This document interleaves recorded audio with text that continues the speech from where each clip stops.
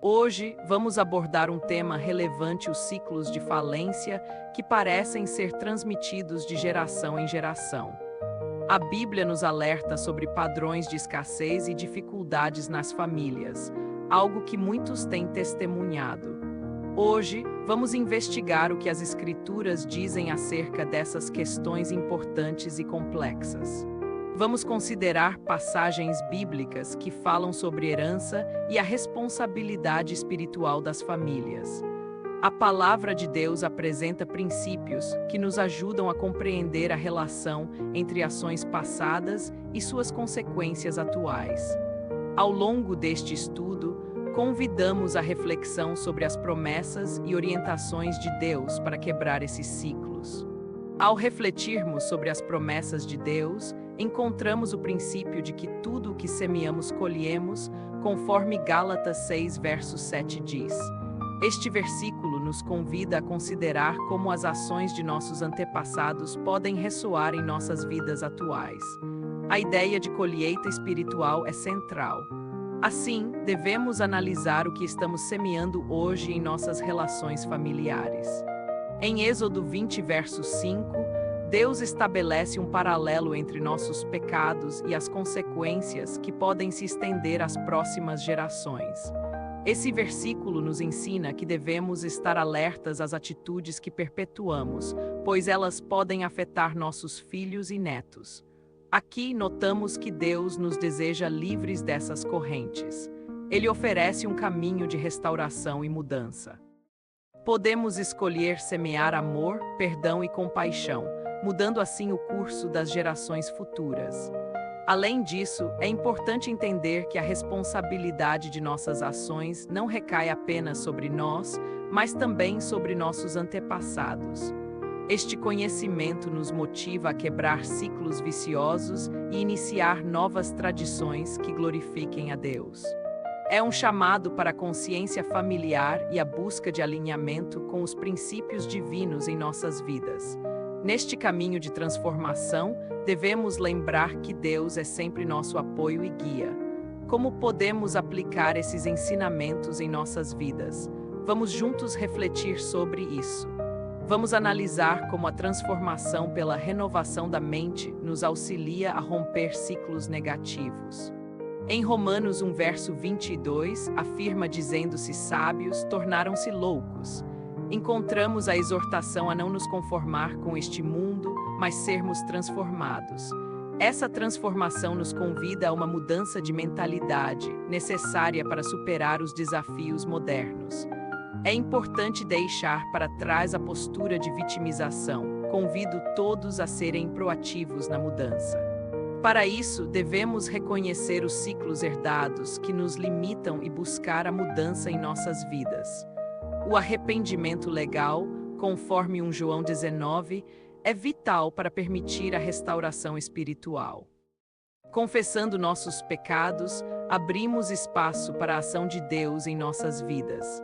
É um chamado à reflexão sobre como temos lidado com nossas próprias histórias e legados. Como podemos aplicar o arrependimento na prática e o que isso significa para nós hoje? Vamos explorar a importância da confissão e do arrependimento como um ato de fé. A prática do arrependimento não é apenas um ritual, mas um caminho para a transformação verdadeira. Nosso compromisso com Deus exige que olhemos para as razões que nos prendem a ciclos repetitivos.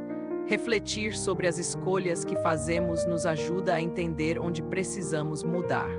Cada passo que damos em direção ao arrependimento é um passo em direção à liberdade em Cristo. Vamos abrir nossos corações para receber a renovação que Deus deseja realizar em nós. As Escrituras nos mostram que a confissão é um aspecto central dessa renovação. Quando confessamos nossos erros, reconhecemos a necessidade de mudança e de ajuda divina. Isso nos leva a posições de humildade e disposição para aprender e crescer.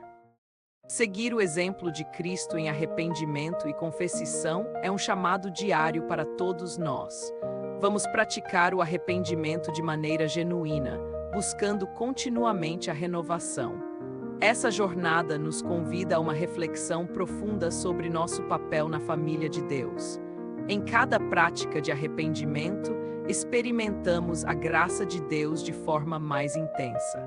É essencial que nos mantenhamos atentos ao que o Senhor deseja transformar em nós.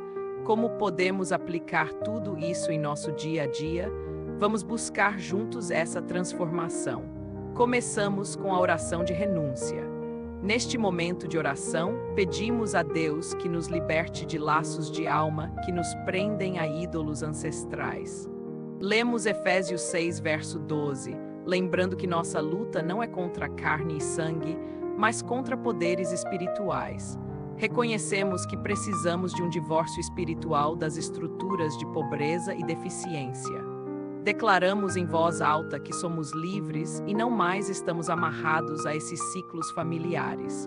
Por meio de nossas declarações, criamos um perímetro espiritual que protege as futuras gerações. É fundamental que entendamos a importância de romper com os legados espirituais prejudiciais. Estamos criando um novo caminho para nossa família, baseado em princípios bíblicos e na verdade. Neste ambiente de libertação, enxergamos o poder da transformação que vem da palavra de Deus. Através do conhecimento, somos fortalecidos e capacitados a viver na liberdade que Cristo nos dá. Nós, como comunidade, devemos apoiar uns aos outros nessa jornada de compreensão e fé. Finalizamos este ato com uma oração de agradecimento pela libertação e pela nova jornada que se inicia. Após a oração, refletimos sobre Salmos 112, verso do 1 ao TRS, onde vemos a promessa de bênçãos para aqueles que honram ao Senhor. Essa honra é fundamental. A liberdade que recebemos em Cristo deve ser celebrada diariamente. Vamos nutrir a cultura de mordomia para nossas futuras gerações. Precisamos preservar os territórios reclamados em nossas vidas. A mordomia geracional é essencial para que legados de catividade sejam transformados. Com essa transição, uma era de aceleração divina e riqueza espiritual se inicia. Devemos estar sempre alertas e prontos para essa mudança. É nosso dever, como comunidade, lutar pelo bem-estar espiritual de nossas famílias. Juntos, buscamos proteção e liberdade em Cristo. Assim, enfatizamos que a busca por liberdade espiritual deve ser contínua. Vamos estudar e aplicar a palavra de Deus em nossas vidas diariamente. Se gostou, deixe seu like e inscreva-se no canal.